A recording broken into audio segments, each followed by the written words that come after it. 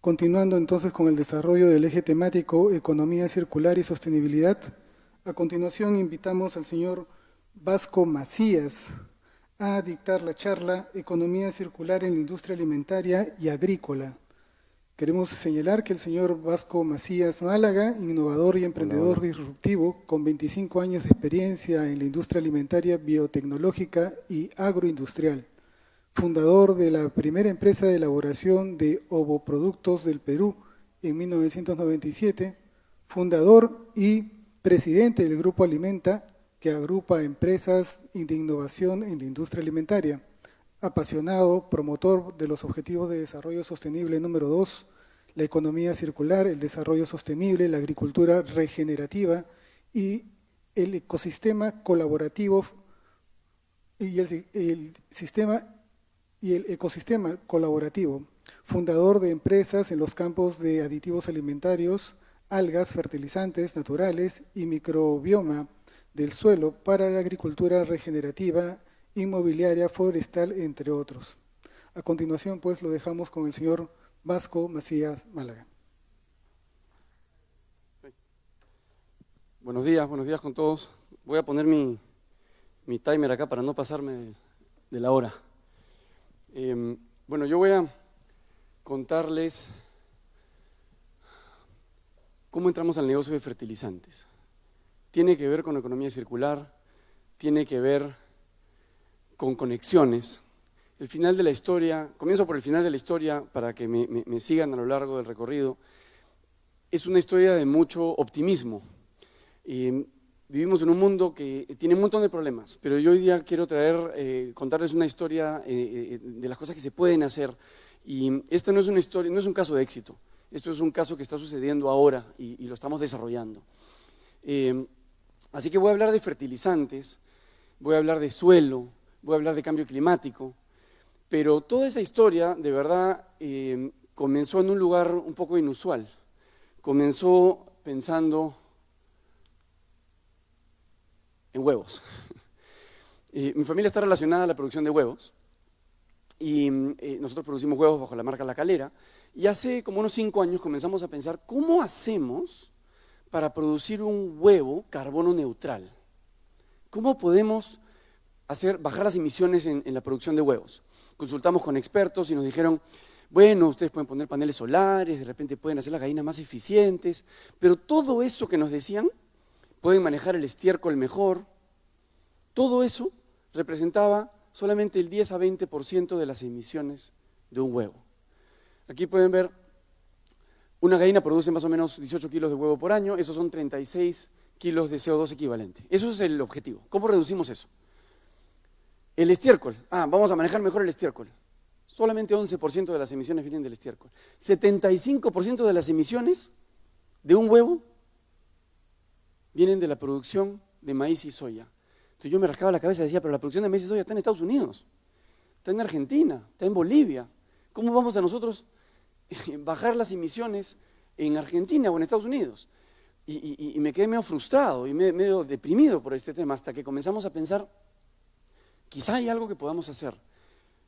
Tenemos que salir de la caja, salir del silo y pensar de manera un poquito más sistémica. ¿Cómo funciona la naturaleza? En la naturaleza no hay silos estancados. No hay que alguien le dice, no, tú eres huevo nomás y no te metas con el maíz porque está en otro sitio, está lejos. Comenzamos a retar eso. Y comenzamos a investigar por qué la producción de maíz tiene tantas emisiones y qué podemos hacer al respecto. Así que así comenzamos a pensar en fertilizantes. Este fue el origen. La producción de maíz en el mundo luce así, más o menos. Esto es una foto impresionante.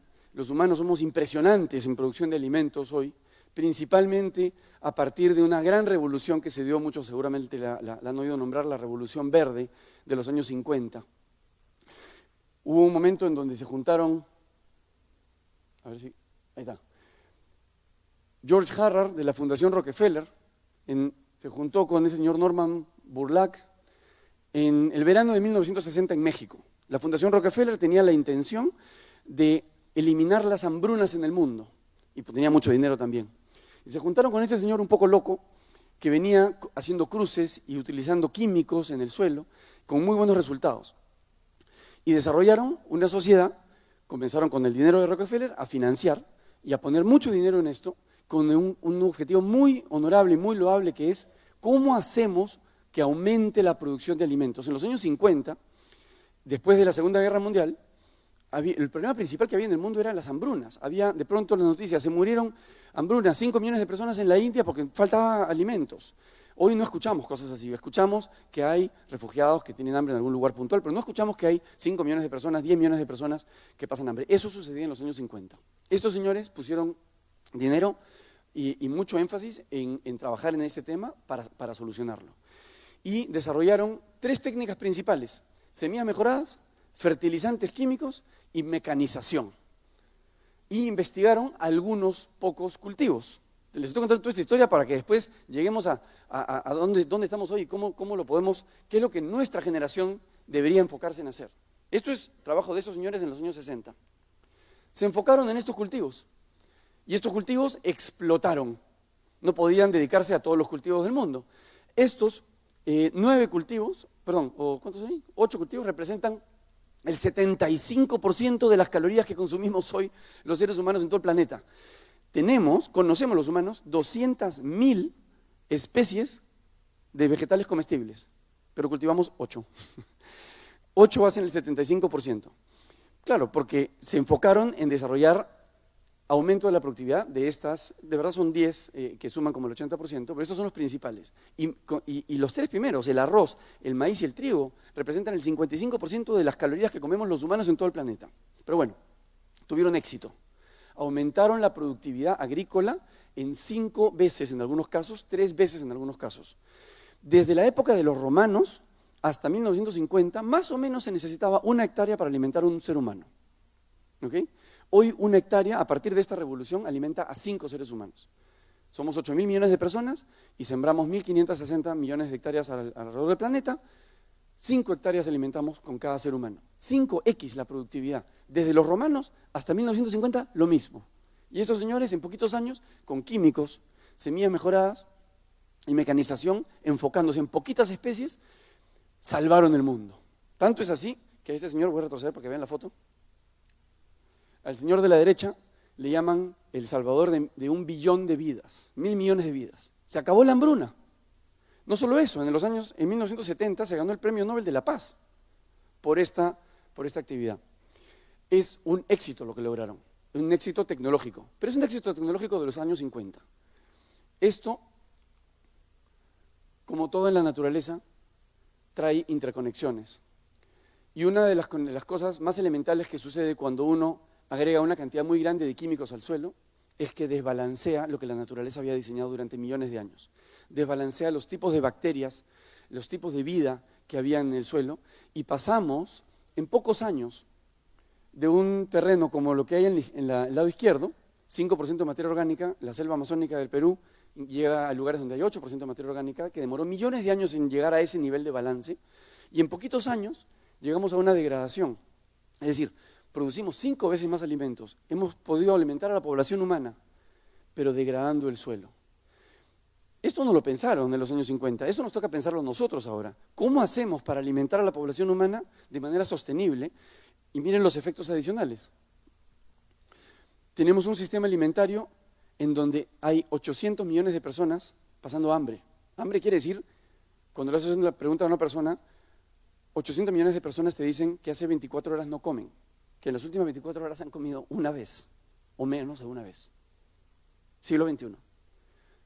Más aún, hay 1.500 millones de personas con sobrepeso. Algo estamos haciendo mal en el sistema alimentario. Ese sobrepeso está vinculado además a inflamación crónica, está vinculado a una serie de enfermedades derivadas de la inflamación. 1/3 de las emisiones de gases de efecto invernadero son derivadas de la agricultura o diferentes actividades relacionadas a la agricultura. Una de las principales fuentes es la producción de fertilizantes de síntesis química. Perdemos todos los años 5 millones de hectáreas en degradación, por eso que les mostré hace un momento. Se matan las bacterias del suelo, que son las que sostienen el balance, y se comienza a perder carbono. Carbono, todos los que estamos aquí, todas las plantas, todos compartimos más o menos la misma proporción de carbono en nuestros cuerpos. Más o menos 50% de nuestro cuerpo, del cuerpo de un árbol, del cuerpo de un insecto, de un ave o de un dinosaurio, es 50% carbono. Somos hermanos en eso. El suelo tiene un elemento muy importante que le da estabilidad, que es el carbono. Y cuando comenzamos a desbalancear con químicos, se comienza a perder. Entonces, ¿qué hacemos? Nosotros queríamos alimentar a nuestras gallinas de manera sostenible, ¿no? Recuérdense, por ahí viene el comienzo.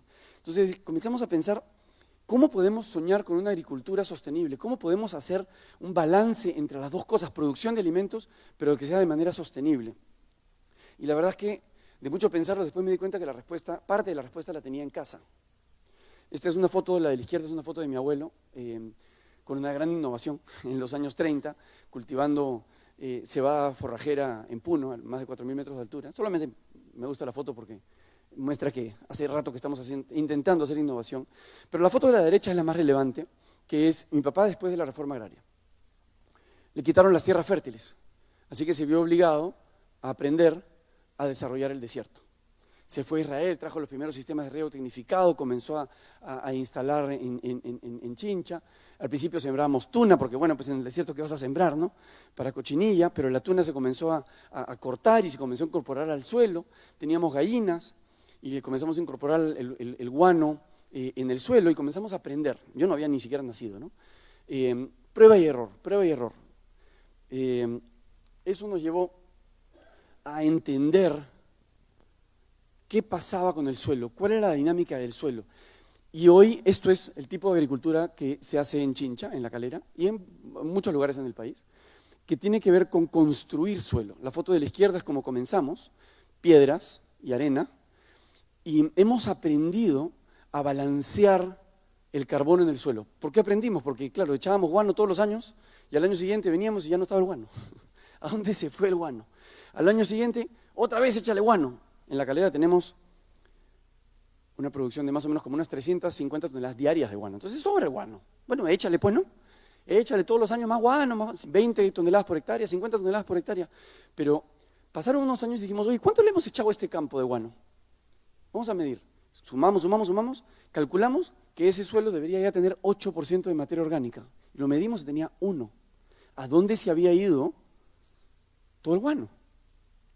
Esto que les voy a contar es lo que sucede con la agricultura global. Se había oxidado. Y al oxidarse, C más oxígeno, CO2, se vuela. El guano se había volado, literalmente. Esto es lo que sucede con el carbono en el suelo. Lo oxidamos. Aprendimos acá, porque no queríamos gastar tanto guano, a balancear el ritmo. ¿Y saben cuál fue el truco? Hacer las cosas despacito. Regar despacio, nutrir despacio, darle tiempo a la vida a que se regenere. Darle tiempo con oxígeno, con agua, con cariño, con tiempo y luego agregando bacterias. Aprendimos sobre la importancia de las bacterias en el suelo.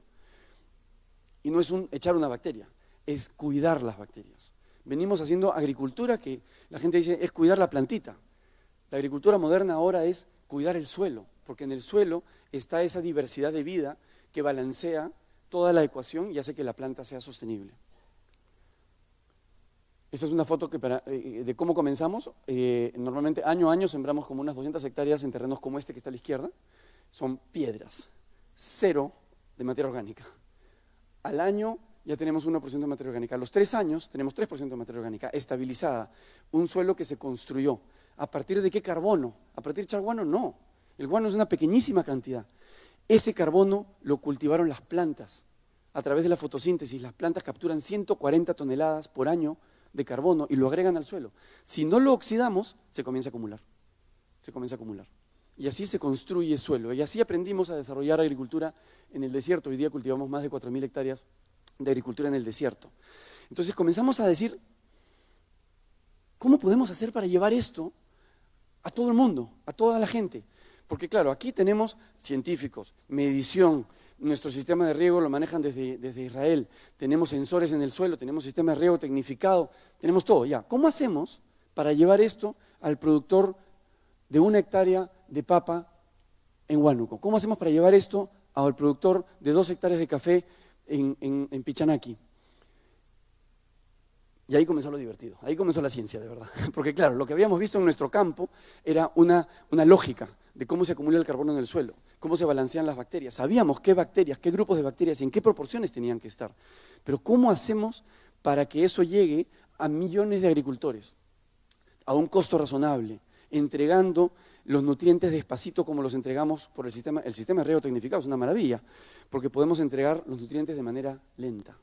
Teníamos el reto tecnológico de entregar ahora los nutrientes de manera lenta a un agricultor que estaba a 3.000 kilómetros de distancia y que probablemente no tiene sensores, no tiene asesoría técnica, probablemente está en un lugar con un suelo muy difícil, probablemente tiene que llevar los fertilizantes al lomo de caballo a 2 cerros más atrás. Ese es el reto. Así que comenzamos a soñar.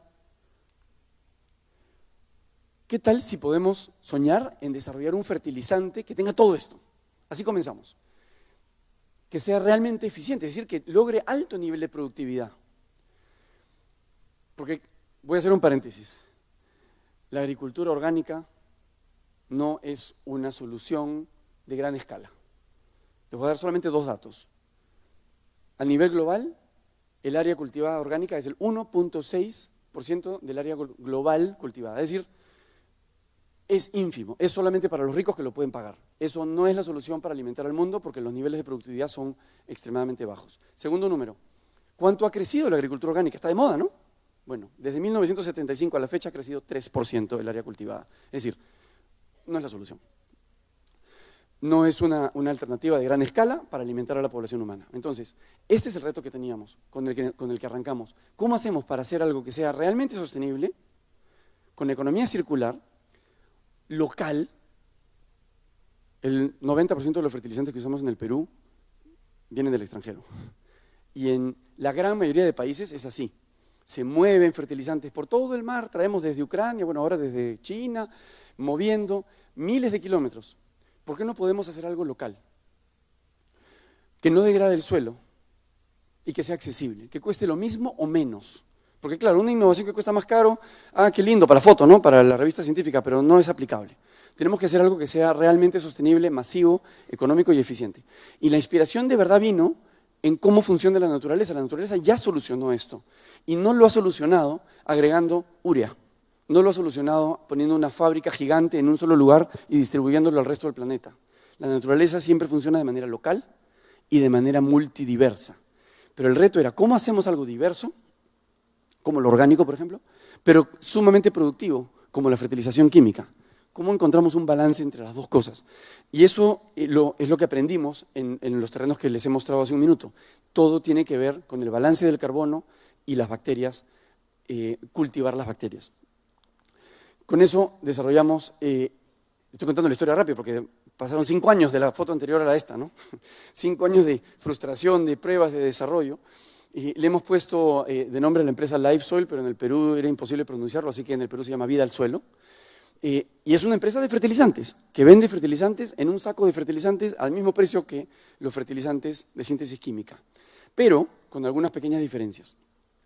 Es un fertilizante hecho en el Perú. Es un fertilizante hecho a la medida. Es decir, el fertilizante químico, como se produce en un lugar, en Italia o en China, cumple la lógica del siglo XX, no la lógica del siglo XXI. La lógica del siglo XX, ¿cuál es? Gran escala, bajo costos, distribuyo uno para todos igual. Entonces, yo tengo un terreno, mi vecino tiene otro terreno, el de él es en bajadita, el mío es arcilloso, el otro tiene otro terreno con otro suelo, otro pH. A todos nos venden el mismo fertilizante. Entonces, no es eficiente. Les voy a dar una noticia que es deprimente y que a mí me mueve y la recuerdo, cada que la recuerdo me motiva a seguir haciendo esto. Si hoy viniera una nave espacial de unos extraterrestres y mirara lo que estamos haciendo los humanos, a mí me daría vergüenza, en el sentido de nutrición, me daría vergüenza. Movemos nitrógeno desde China por todo el océano, lo desembarcamos en el puerto del Callao, lo subimos en una carretera, lo subimos cruzamos ríos, lo subimos en un caballo, lo echamos al suelo. ¿Cuánto de ese nitrógeno se absorbe? Aproximadamente 50%. ¿Cuánto del fósforo se absorbe? Entre 10 y 30%.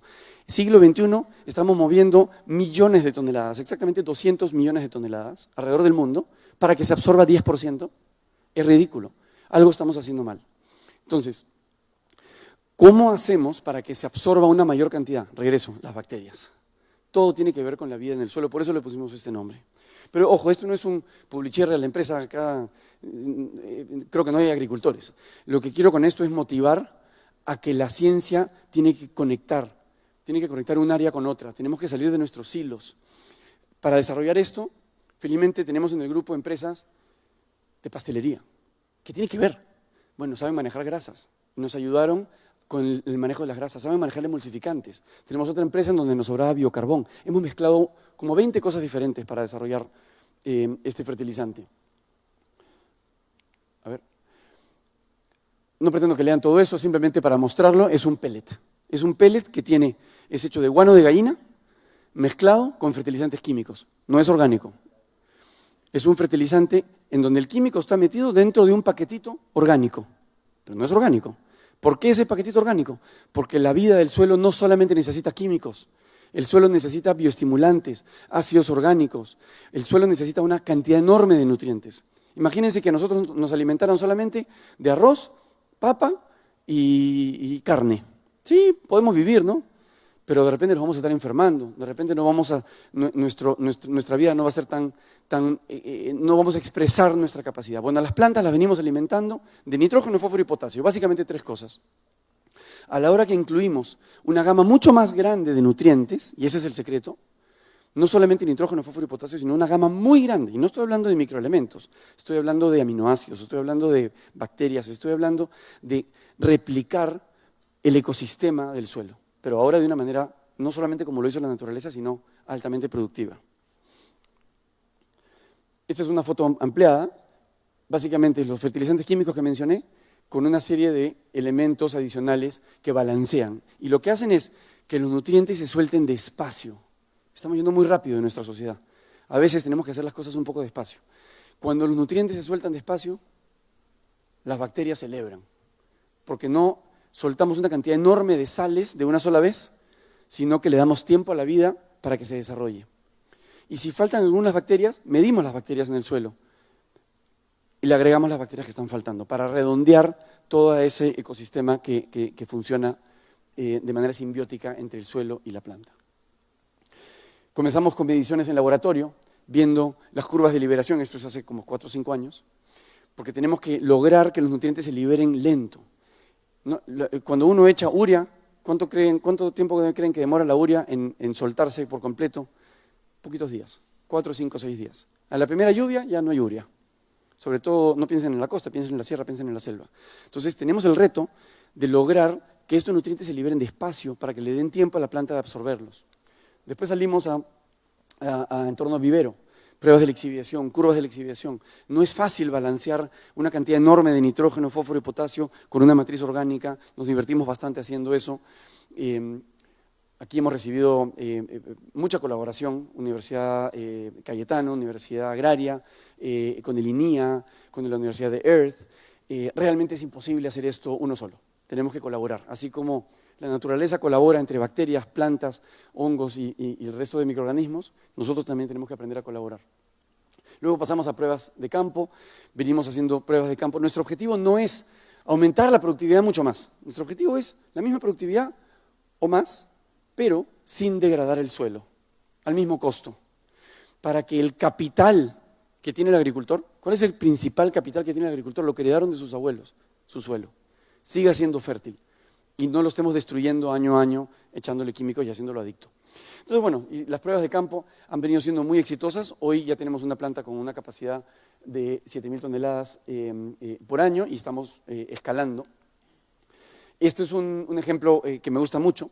Esto lo comenzamos hace 5 años, es el fondo, se llama Fondo Francia, y cuando llegamos hicimos todos los análisis del suelo y nos dimos cuenta que el suelo era bien variado y estaba bien pobre. Se habían cultivado ahí naranjas durante muchísimos años.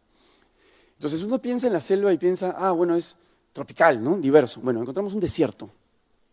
En la selva estamos desarrollando desiertos al aplicar fertilizantes químicos, destruir la vida, entonces hay nada más que arcilla.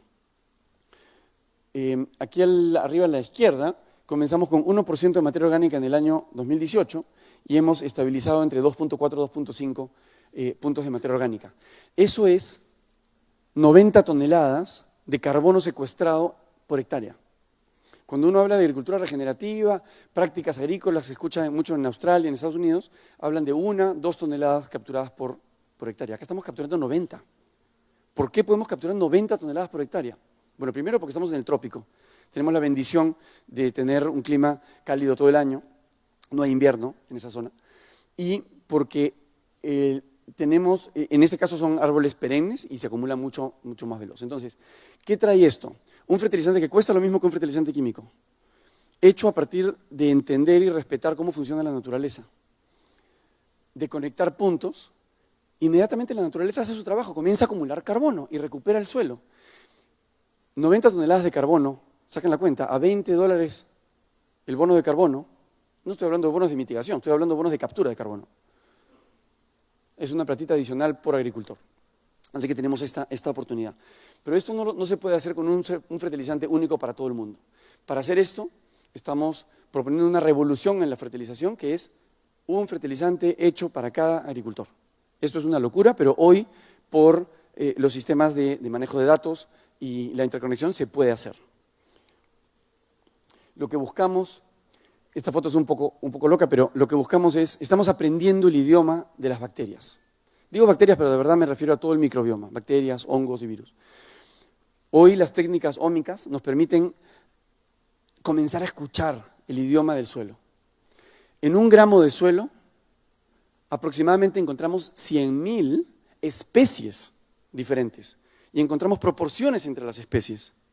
Y esas proporciones hemos comenzado a aprender cómo tienen que estar. Porque ¿cómo hacemos? Encontramos un campo de cultivo súper productivo y encontramos un campo de cultivo pésimo. Comparamos los dos y nos damos cuenta cómo debería estar ese microbioma. Pero la sorpresa más interesante vino cuando, para mí fue contraintuitivo. Comenzamos yo no entiendo mucho de esto, yo soy administrador, estudié administración, así que los biólogos me tuvieron que explicar. Y me dicen, no, estamos encontrando que la competencia es la maravilla. ¿Cómo que la competencia? Sí. Si ven la foto de la derecha, o el dibujo, el gráfico de la derecha, eso es el número de especies que hay en un terreno muy saludable. La de extremo a la izquierda muestra una cosa rara, muestra cómo aparecen, cada puntito es representación de un tipo de especie de un taxón de bacterias o de hongos. Hay lo que está a la izquierda, es lo que logramos cuando hacemos fertilización química. ¿Aplicamos qué cosa? Nitrógeno, fósforo y potasio. Entonces, ¿qué bacterias creen que hay? Las que les gusta el nitrógeno, fósforo y potasio. Y todas las demás, menos cantidad. Es decir, hicimos una ultra especialización del suelo, súper especialistas, pero poco diverso. En el extremo de la derecha está lo que hace la naturaleza, muy diverso, poco productivo. Si uno va a un árbol nativo en medio de la selva de naranja y calcula cuánto produciría ese árbol por hectárea, probablemente va a producir 1 tonelada por hectárea. Un campo agrícola de cultivo produce 20, 50 toneladas por hectárea. Entonces los humanos hemos aumentado la productividad, pero perdiendo diversidad. La palabra clave aquí es diversidad. Lo que estamos aprendiendo a hacer es cómo aumentamos la diversidad, cómo tenemos lo mejor de los dos mundos. Hago una pregunta para que se entienda. Si pueden elegir que sus hijos sean súper especialistas o que sus hijos sepan un poquito de un montón de cosas. Difícil, ¿eh? Si sabe un poquito de un montón de cosas, va a ser muy interesante esa persona para conversar, pero probablemente no va a ser muy productivo en ninguna cosa puntual. Por eso llevamos carreras de especialización. La verdad es que la respuesta es una mezcla de los dos. Tenemos que tener alta especialización, bacterias campeonas que solubilicen nitrógeno, fósforo y potasio. Tenemos que darles la cantidad correcta para que produzcamos 40 toneladas por hectárea. Pero también tenemos que cuidar la vida en el suelo para que cuando la planta necesita una enzima específica para defenderse de un bicho, esa enzima el suelo se la produzca. Cuando la planta necesita una hormona específica para que no se caigan las flores, como estamos rezando que no se caigan este año, con el fenómeno del Niño, el problema principal es que no hay frío. Y si no hay frío, se caen las flores. Y el próximo año no tenemos cosecha. Y eso depende de unas hormonas específicas. ¿Quién le ayuda a la planta a tener esas hormonas? Ah, bueno, traemos un pomito desde la China y le echamos las hormonas. Sí, pues ese es el método tradicional. Lo que estamos proponiendo nosotros es no estar trayendo pomitos desde la China, sino tener un microbioma que le provea de servicios a la planta, que le provea las hormonas de crecimiento cuando las necesita, es decir, reconstruir el ecosistema. Me estoy quedando sin tiempo, así que voy a avanzar. Hoy lo que estamos haciendo es, con una herramienta que se llama metagenómica, medimos en cada suelo cómo están las bacterias. Pero ya no solamente cómo están las bacterias, sino qué genes hay presentes. Y nos enfocamos en estas 9 funciones de los genes principales.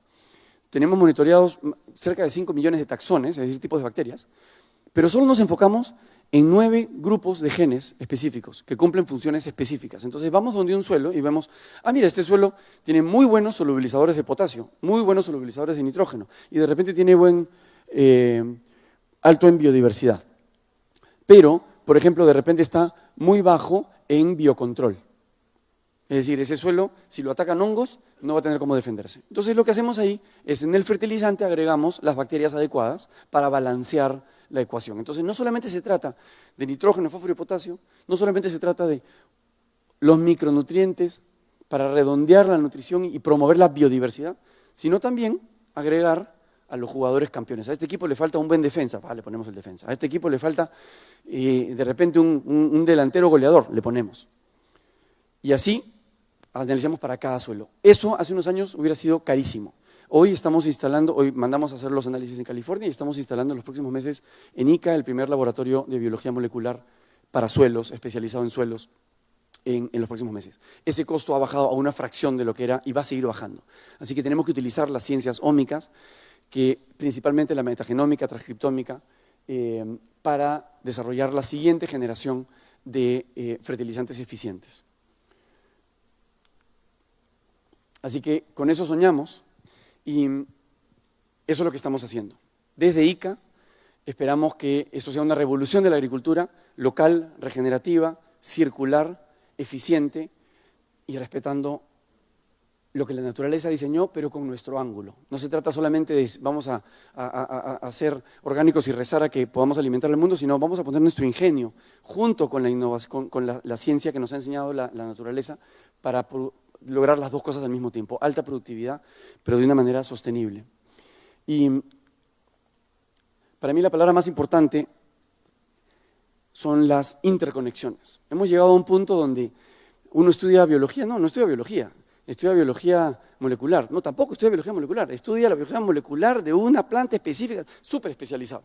Y el otro que estudia biología ni siquiera puede hablar con ese porque no se entiende en nada. Vivimos en silos aislados. Tenemos que comenzar a conectar. Y en esas conexiones están las soluciones, están la sabiduría, están los encuentros. La naturaleza funciona de esa manera, colaborando y encontrando. No hay manera que podamos tener ninguna empresa ni ningún investigador todos los conocimientos. Tenemos que interconectarnos, así como las bacterias se interconectan con las plantas. Y también interconectar disciplinas. Así como nosotros llegamos a la fertilización a partir de estar pensando en los huevos. Y bueno, termino con como comencé. Si se preguntaban en qué queda la industria de los huevos, aquí algunos números. En el planeta hay 7.800 millones de gallinas ponedoras. En el Perú tenemos más o menos como 35. Es decir, casi una gallina ponedora por persona. Cada uno de ustedes tiene su gallinita ponedora en algún lugar del mundo. Espero que todos coman huevos. 7.800, casi 8.000 millones de gallinas. Esas 7.000 producen 285 millones de toneladas de gases de efecto invernadero. 285 millones de toneladas. Entonces yo quería hacer carbono neutral, el asunto, ¿no? Neutralizar esas emisiones. Bueno, se producen 84 millones de toneladas de huevos, ¿no? Para que todos comamos, pero al mismo tiempo se producen 94 millones de toneladas de guano, es decir, más guano que huevo.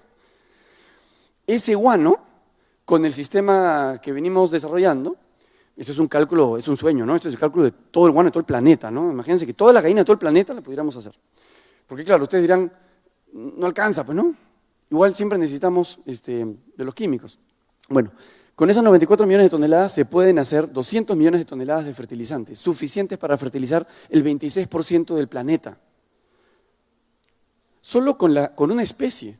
Acá no está el guano de los cerdos o ni siquiera los pollos de carne. Estos son solamente las gallinas ponedoras de huevos.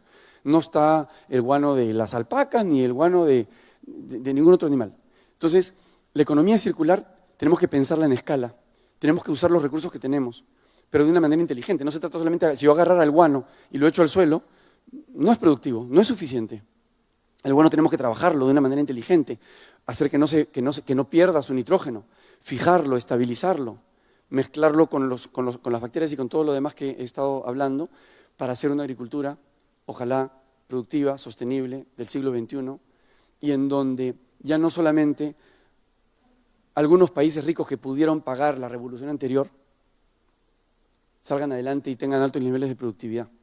Es el momento de la biodiversidad. ¿Y cuál es el país número 1 en el mundo? No en biodiversidad, creo que somos 3 o 4. El número 1 en el mundo en agrobiodiversidad. Además tenemos 6.000 años de historia agrícola. Tenemos todos los conocimientos para poder hacer interconexiones y encontrar soluciones. Muchas gracias.